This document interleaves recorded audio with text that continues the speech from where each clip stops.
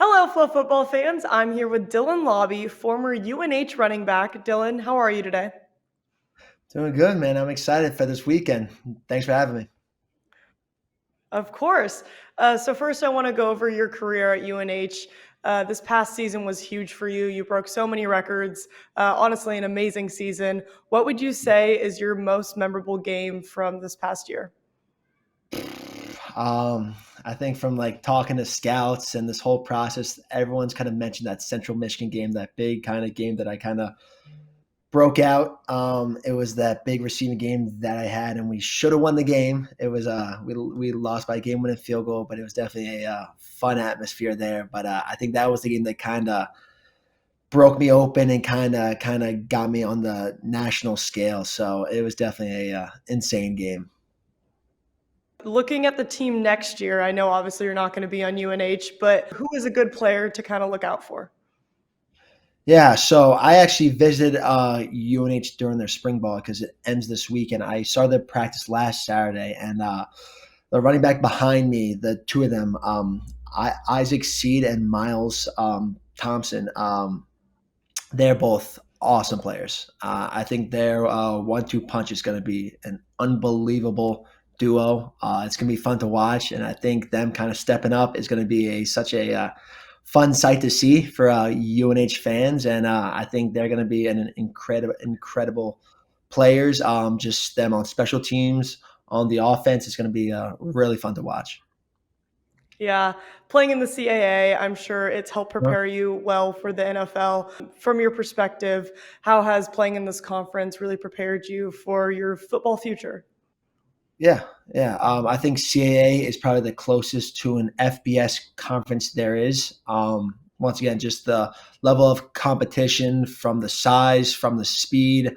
Every time we play a FBS opponent, we're kind of not too scared or kind of not ready for that team because we're so prepared playing those CAA teams like Delaware, Villanova, Richmond, William Mary, all those big time teams.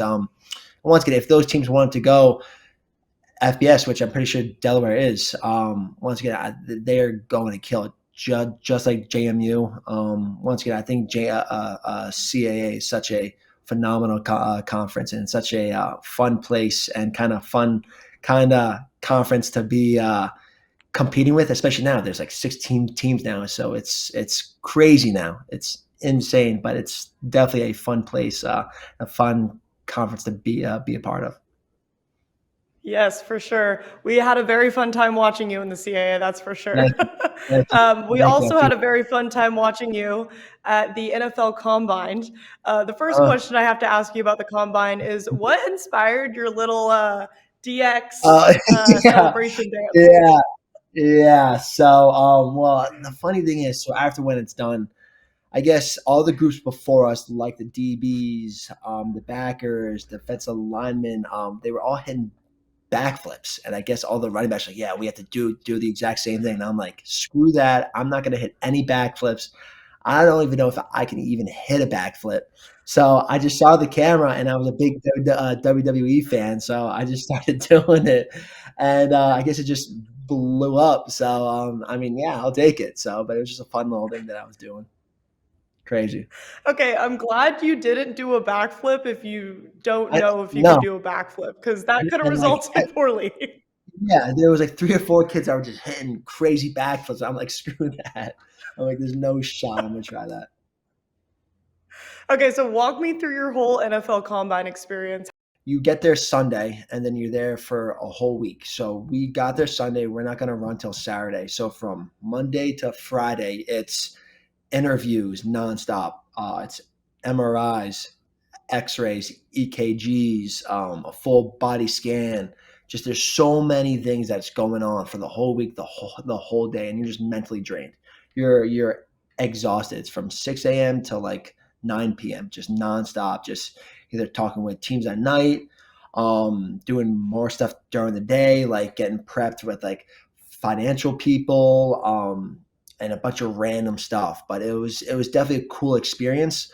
But at the same time, you are just mentally drained. And when Saturday comes, you got to prepare as like it's like once again it's your biggest test in your whole life, and you're mentally drained from the whole week. And on Saturday, they expect you to be like at your top and just like ready to go. And it's definitely something that's such a crazy experience, but it was so fun. It was so fun. I mean, I enjoyed every second of it.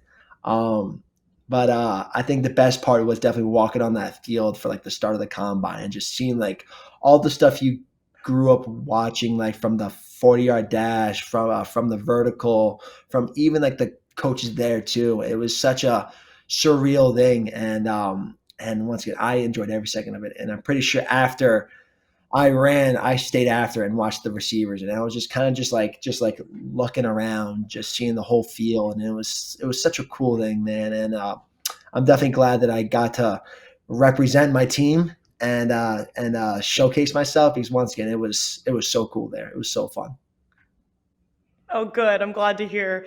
Was there anyone Thank you. at the combine that you kind of like fangirled over? You were like, "Oh my gosh, I can't believe I'm standing next to blah blah blah." Not really, to be honest with you. I think it was just kind of more of just like I was expecting these guys either at the Senior Bowl or the Combine to be, I don't know, thinking that they're like so cool, and if they saw me, they would think, hey, this small school guy, like who knows, like, but they were so respectful, so nice.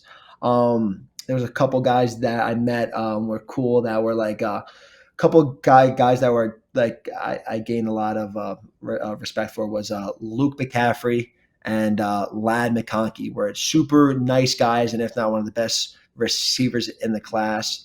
And they were just such cool guys, man. They came up to me at the combine, said hi, because I met them at the Senior Bowl. But once again, they were such cool guys. But even all the running backs too, I'm respecting these Alabama kids, these Michigan kids, to be like kind of just thinking that they are the coolest guys in the world, but they were so humble, so nice. I was talking to Corum, I was talking to Frank Gore Jr., like all these guys that you hear names um, every single week on Saturday. Like I got to see them in person, and it was just cool just to compete with them too.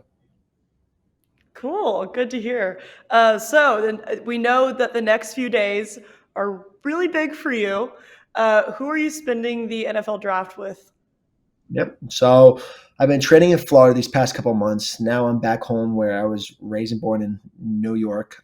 So it's going to be me, my two brothers, my sister, my parents, my grandparents. So kind of just my just my like my main family.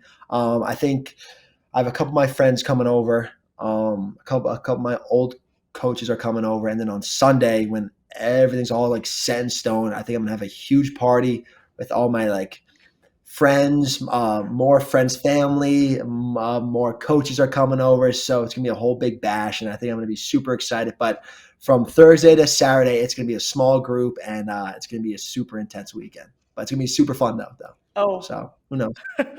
I bet. Yeah. I know you will be very thankful to be drafted to any of these Oh, teams, but is there one yes. team that you're kind of like, that would be really cool to play on?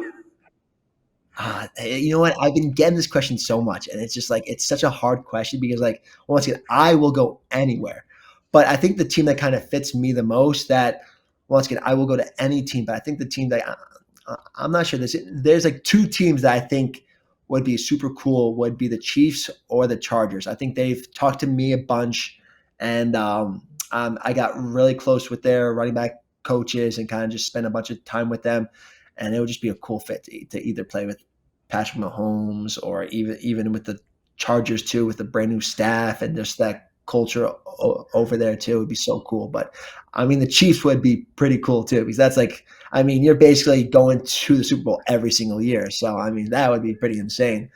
Um, but I mean, to be honest, I have no idea what's gonna happen. It could be any single team. So who knows? That's true. Did you have a favorite team growing up that you were always rooting for?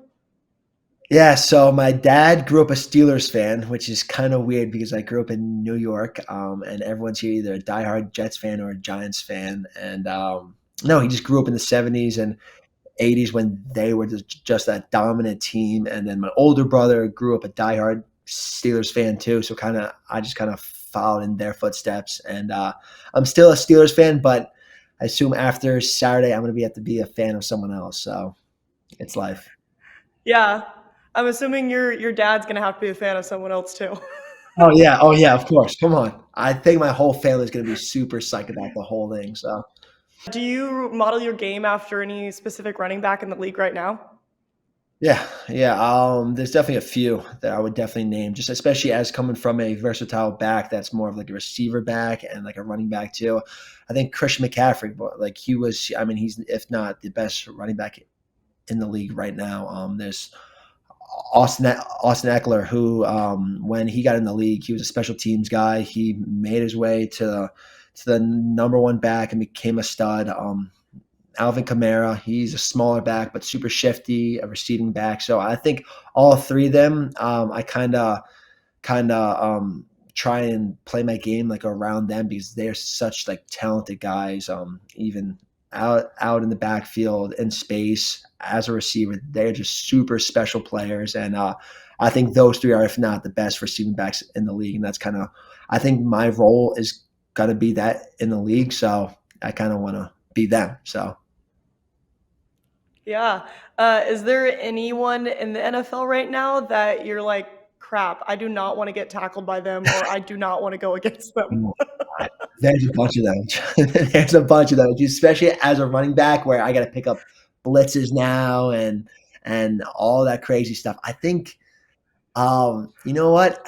I'm trying to think who's like would be just a mean guy. I think like either like Michael Parsons or like TJ Watt would be just. I think they are just like aggressive, just mean guys that if they hit you, man, it's just like you're just gonna feel it. And I think also Fred Warner is the backer for the 49ers. He's just an insane backer. He's so fast and smooth. I think he would be someone to be like, damn, like I do not want to play against him this week. So, I mean, there's definitely a bunch of guys, though. There's definitely a bunch of guys. So, I just saw that you were the spotlight yeah. athlete for Mm. Athletes for Hope, and you really opened up Oh, about your speech impediment. yeah. Yeah. Um, what's that whole experience like? And Yeah. what do you have to say about Yeah. opening up and really inspiring kids that are kind of in the same Yeah. position as you?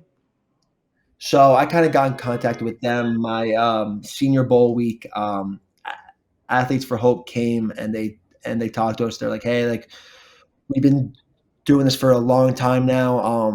Really just like, especially going to the NFL now or any professional league, like you now are going to have to become a role model for a bunch of kids out there. And they were like, hey, like if there's any like calls or anything you guys want to stick up for or anyone to try to get involved in, just let us know. So I kind of kept in contact with them and they got me in contact with friends.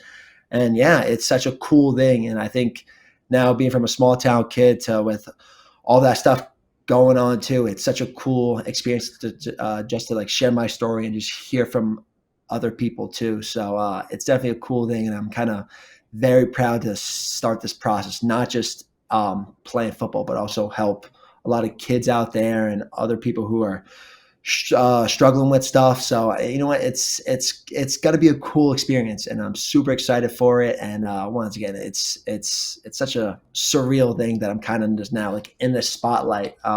So yeah, it's going to be such a cool thing to see. Yes. You mentioned being a role model for younger kids. If you could give your younger self one piece of advice, what would you tell him?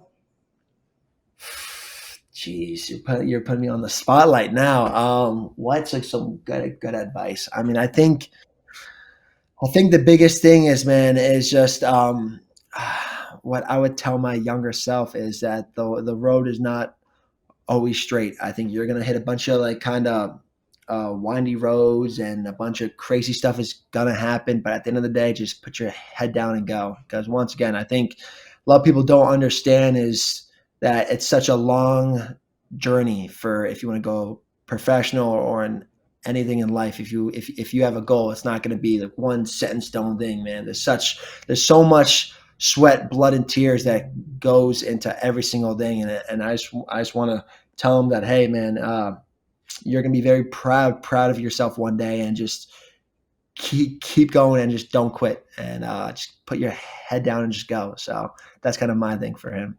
if I was telling myself Yeah. back in the day. Great advice. All right, before we Thank wrap you. this up, I'm going to ask you like a few rapid fire Oh, questions. let's do it. So, okay. What is your Let's do it. pregame hype song? Oh, jeez. Oh my God. This. See now. I see. This is the real spotlight. Now. See now. I gotta think. Welcome to the Jungle by Guns N' Roses. Good pick. Okay. Who's your celebrity crush? As a kid, it was so. Can I say two, or do I have to say one? Yeah. No, you can say Okay, two. two. So it would have to be growing up. It was Megan Fox and Selena Gomez was my two ones. All right, good picks. What do you typically eat before you play in a game? Um, either just a bunch of carbs. So either pasta. To be honest, it's a bunch of pasta and like chicken breast and like maybe some like tomato sauce. But yeah, it's a very plain dish, but it's a lot of pasta and carbs. All right, I got one more question for you. You did mention the Chiefs and how cool it would be to play on the Chiefs. I'm a huge Swiftie. So, I mean, if that does Um, happen, do you have a oh god. favorite Taylor Swift song? I haven't listened to Taylor Swift in such a long time. What's the song? Is it? What's the song she says like I'm feeling? What was it like? I'm feeling like 23 or 24. What's the song that? What's, 22. 22. yes. Okay. Yeah. Yes. I'm feeling 22. Yeah. Yeah. Yeah. Yeah. Yeah, I think that would be the song that I would definitely pick. But hey, listen, if I go All to right. the Chiefs, then I go to the Chiefs now. I'll make friends with her and then I'll introduce her to you. So I got you. I got Okay. I'm if I go. okay. Now I'm rooting for you to go to the Chiefs. So Okay. I'm holding you Okay. to that. We Okay. got this recorded. It's on video. Okay. I know. I know. I know. I got you. I got you. All right. Thank you so much, Dylan, for taking the time to chat with us. And best of luck over the next, I don't know how many years. We look forward to watching Thank you in the NFL. And yeah, we can't wait. Thank you so much. you guys. I appreciate it. Thank you so much.